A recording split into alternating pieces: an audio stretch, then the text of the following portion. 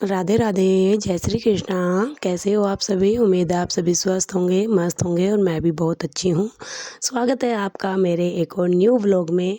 और सुबह हो चली है और मैं नहाकर आ गई हूँ। और ससुराल आते ही मेरा रूटीन हो जाता है चेंज, क्योंकि मेरे जो ससुराल आते ही सबसे पहले करना होता है स्नान और अपना करती हूँ टचअप। उसके बाद मेरे घर के काम हो जाते हैं शुरू।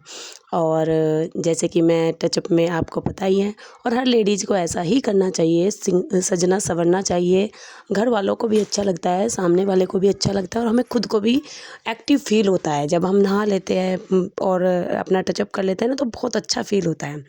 और हो चली मेरी पूजा की तैयारी। जैसे कि मैंने आपको बताया, मंदिर में जो जल रहता है उससे हमेशा कोले सीले करने चाहिए। मैंने कोले सीले कर दिए और कर दूंगी पूजा के सारे बर्तन साफ़। लेकिन क्या करूँ, मेरे माधव मेरे पास नहीं है ना, तो मुझे उनके बिना बहुत बहुत अकेला फ़ील हो रहा है।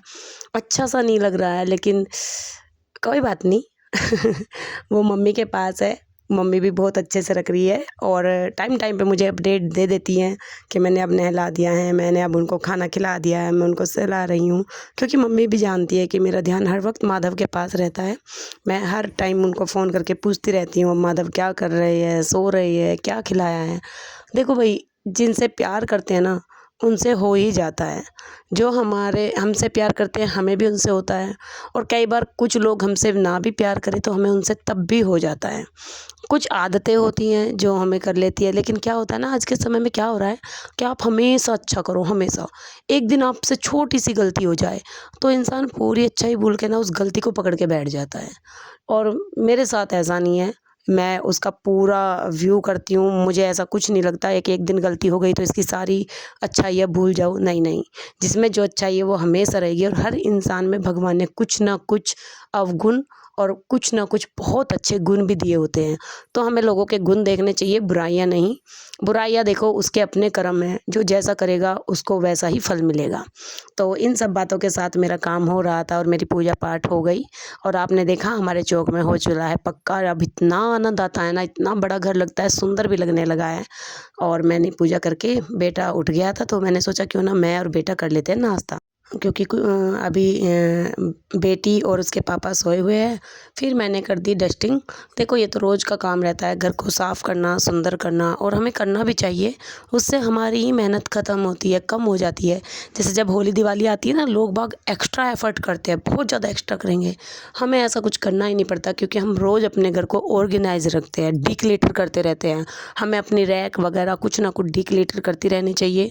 मतलब जो भी हमारा एक्स्ट्रा सामान है, बेयूज़ का है, फालतू या टूटा हुआ है, उसे हमें हमेशा बाहर निकालते रहना चाहिए। तो हमारा घर पूरा मेंटेन रहता है हमेशा।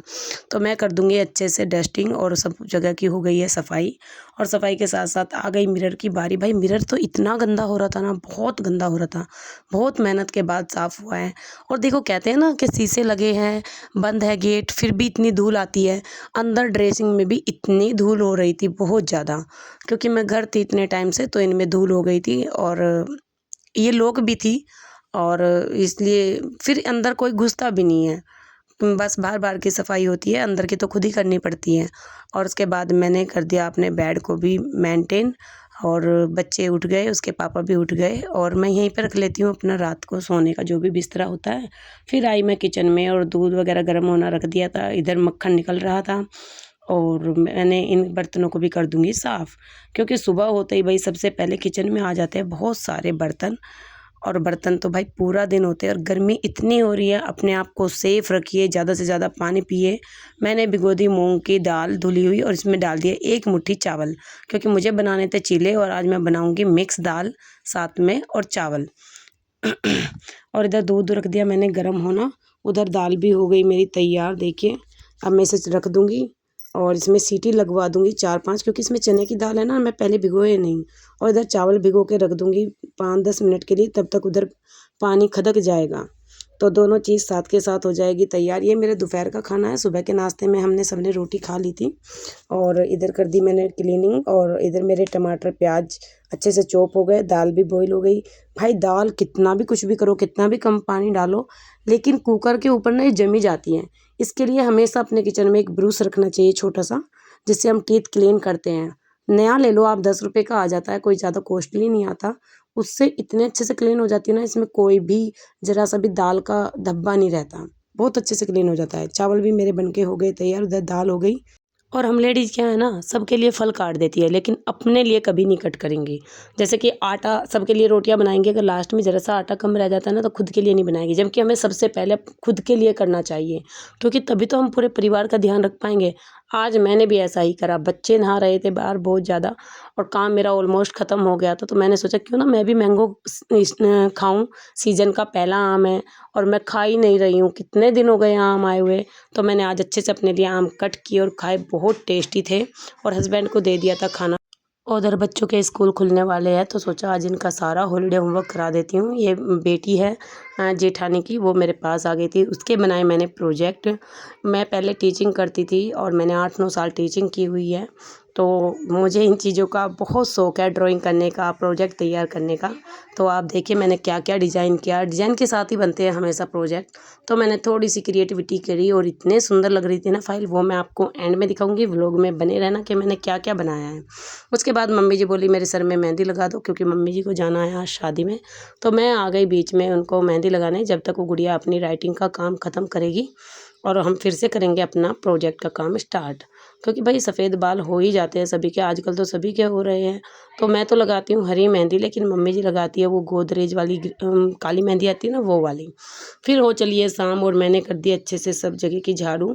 और अब हमने इसकी लॉबी का ना मतलब डेकोरेशन चेंज कर दी, सॉरी सेटिंग चेंज कर दी है। सोफ़े बीच में कर दिए, साइड में आ गया हमारा दीवान और एक तरफ हमारे डबल सोफ़े आ गए हैं।